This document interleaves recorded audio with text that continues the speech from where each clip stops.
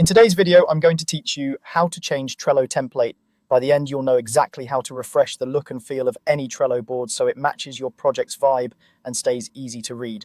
First, head over to Trello.com and sign in if you aren't already. Once you're in, look for the boards area. You'll usually find it in the main navigation or in the workspace sidebar. Click boards to see everything you have access to, including personal and workspace boards. Now pick the board whose look you want to change and click to open it.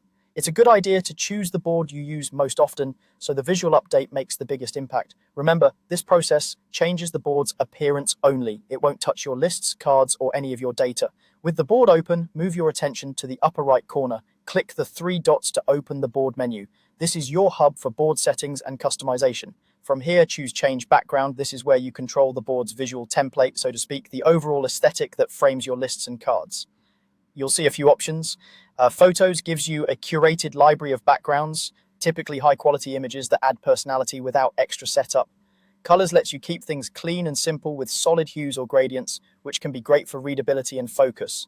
Custom is where you can bring in your own image or branding, if available to your account. If you go custom, aim for a large, high-resolution image and avoid busy patterns that make text hard to read. Go ahead and browse, then select a template you like. Trello applies your choice immediately, so you can preview how your lists and cards look against the new background. If the text doesn't pop enough, try a darker or lighter option, or switch from a photo to a flat color. Contrast is key for quick scanning, especially when you're working with labels and due dates. A couple of quick tips as you finalize your pick: choose something that supports the work you do on the board. Subtle, low contrast images or calm colors often help reduce visual noise.